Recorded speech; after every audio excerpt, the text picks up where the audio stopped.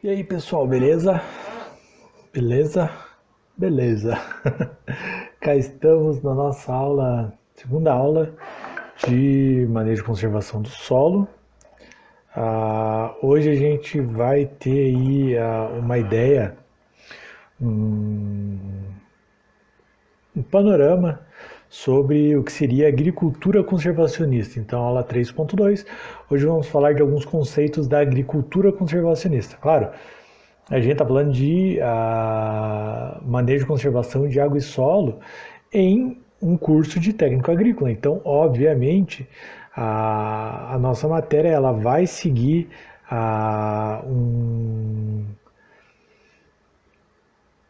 um precedente aí da agricultura conservacionista. E é isso que a gente vai estudar hoje, beleza?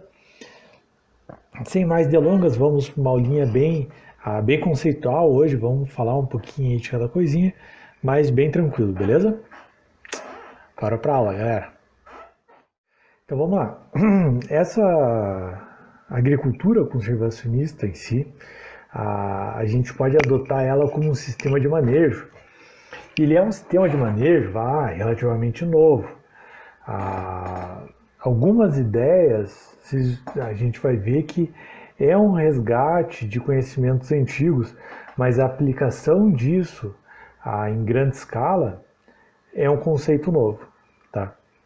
Então, o que preconiza a agricultura conservacionista?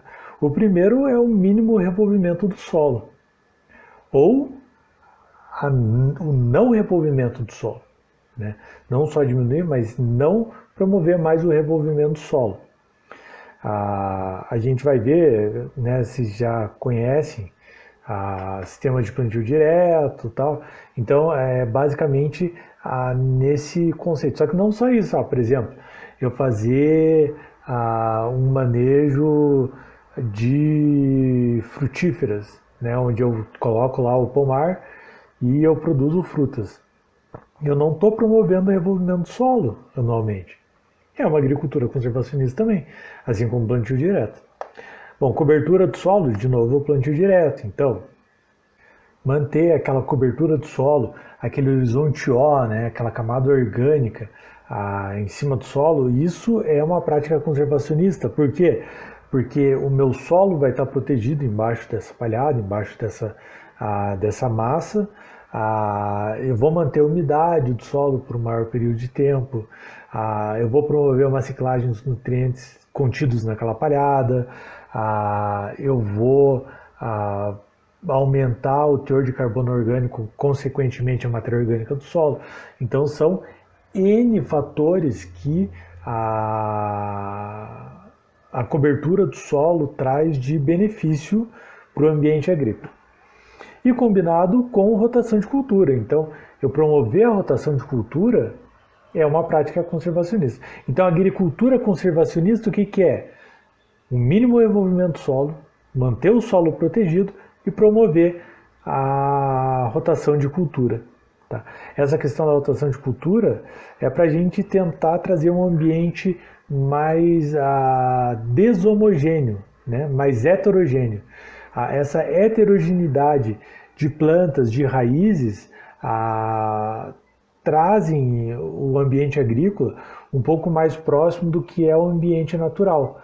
Se a gente consegue trazer esse ambiente agrícola para uma ideia um pouco mais de ambiente natural, a gente aumenta a quantidade de micro-organismos benéficos, a gente aumenta a quantidade de insetos que vão predar pragas agrícolas. Então a gente tem esses conceitos aí bem desenvolvidos. Então, basicamente, aqui eu estou falando de sistema de plantio direto, tá? Não o sistema não o ato de plantar na palha, tá? O sistema de plantio direto, ele é o plantio na palha, é o não revolvimento do solo e a rotação de cultura. Eu fazia plantio na palha, eu fazia todo ano. Aveia, soja, aveia, soja, aveia, soja, não é sistema de plantio direto, é plantio na palha. Tá? Eu preciso fazer uma rotação de culturas. beleza? A gente vai entrar mais a fundo na questão de rotação. Acredito que vocês já tenham estudado alguma coisa também. E a gente vai trazendo esses termos técnicos aí que vocês já tiveram em outras matérias e trazer aqui para manejo de conservação do solo. Então, promovendo a agricultura conservacionista, o que eu vou propiciar, tá? Basicamente isso aqui, galera. Eu quero ter agregados bem formados no meu solo, uma boa presença de raiz, ali aquela interação de areia, silt, argila, material orgânico, uma boa porosidade no meu solo, tá? Tanto macro quanto microporo. A gente já viu ambas as porosidades são muito importantes. Macroporo é por onde a água vai ser drenada, então é onde o meu solo vai, onde minha planta vai buscar lá o oxigênio, vai liberar o CO2. Os microporos é onde eu vou ter o acúmulo de água, então ter uma boa quantidade de microporos é extremamente importante para o meu solo, vista a seca que a gente tem passado, a estiagem, né? Então eu ter um solo bem equilibrado é extremamente importante para a minha planta. Por quê? Porque eu consigo propiciar e formar esses agregados de solo. Esses agregados do solo vão trazer diversos benefícios para a planta, para o ambiente como um todo, tá bom? Então a agricultura conservacionista ela requer um conjunto mais amplo e mais rigoroso de práticas ou de preceitos conservacionistas. A gente vai listar algum deles e vamos conversar um pouquinho sobre cada um, tá bom? Em primeiro, o primeiro ponto, primeira prática conservacionista dentro da agricultura que deve ser amplamente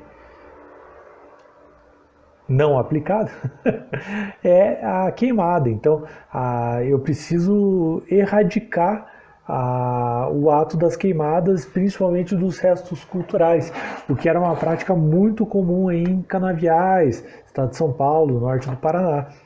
Então, a erradicação total da queimada. Por quê? Aqueles restos vegetais, a gente já viu, eles são importantes para promover uma cobertura do meu solo. Se eu favoreço essa produção dessa biomassa, se eu queimo essa biomassa, eu perco todos os benefícios que ela traria fazendo a cobertura do meu solo. Além de que, se eu estou queimando esse material, eu estou liberando ainda mais CO2 para a atmosfera. Então a ideia, mesmo em culturas onde antes se era comum a prática da queima,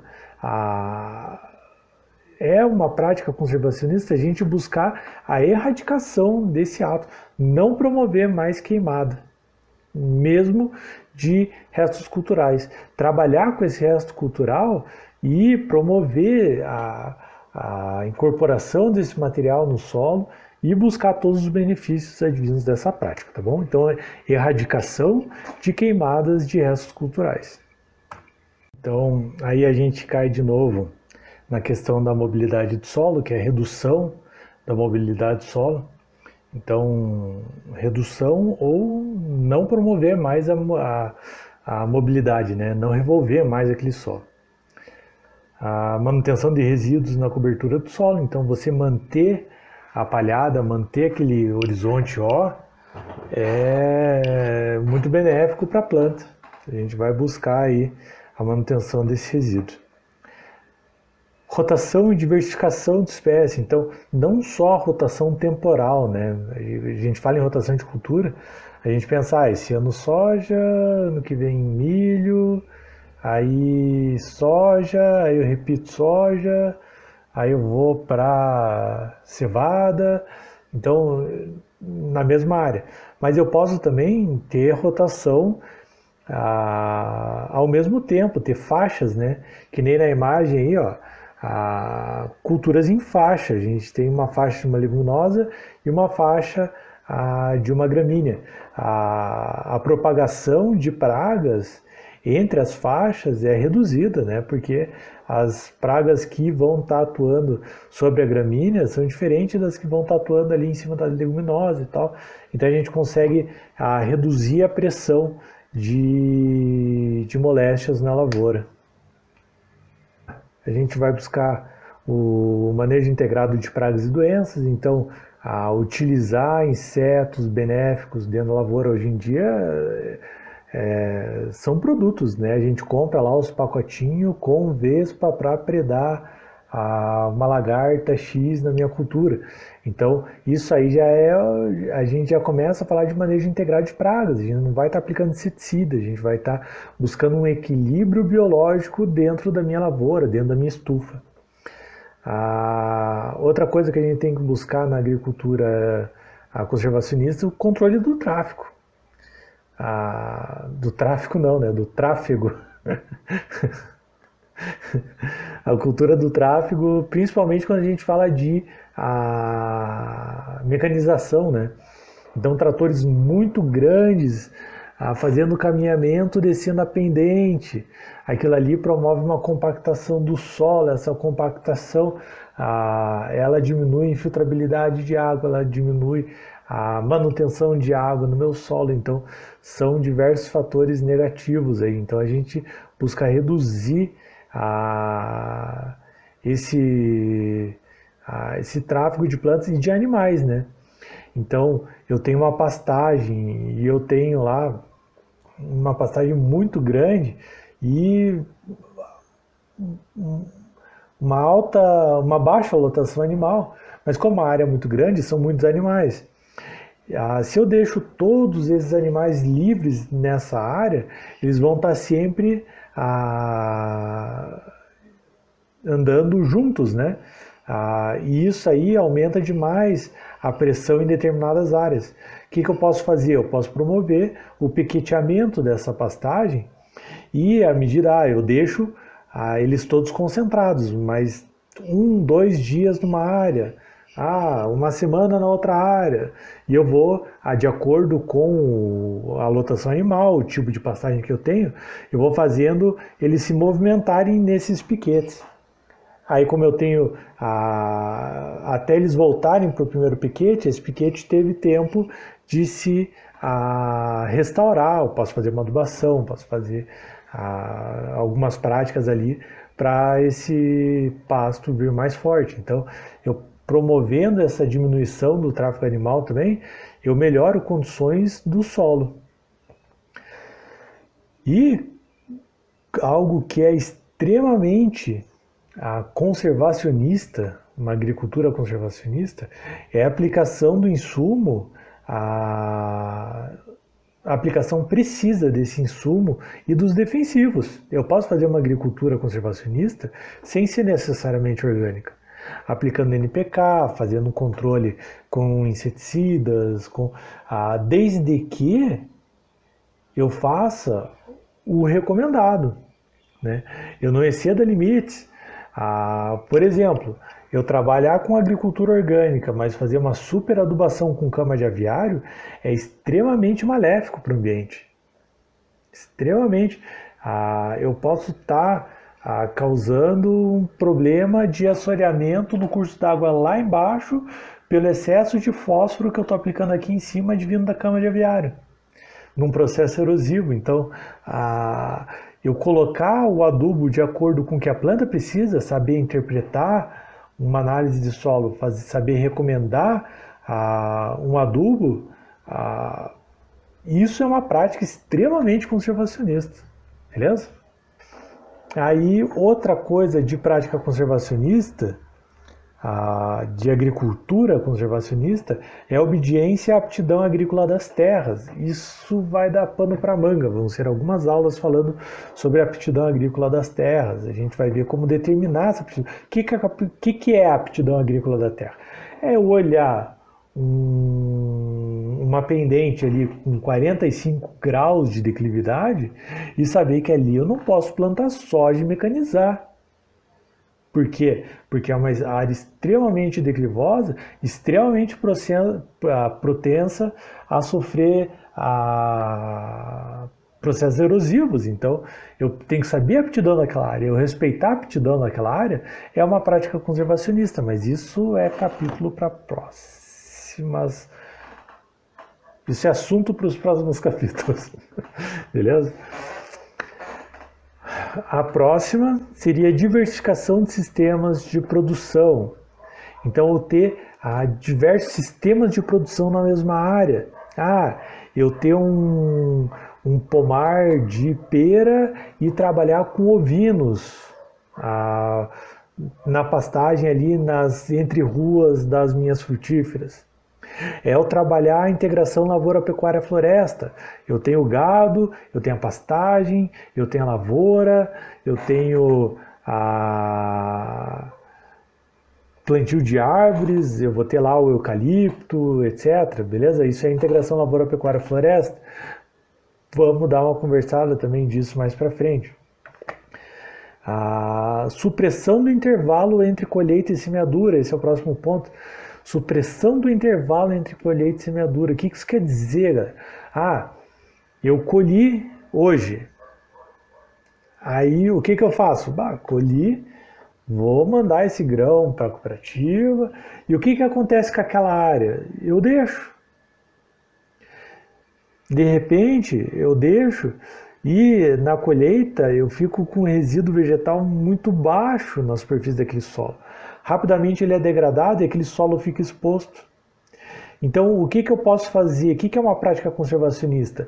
Eu planejar o meu ano agrícola de tal forma que eu tenha a planta o tempo todo em cima do solo. O tempo todo.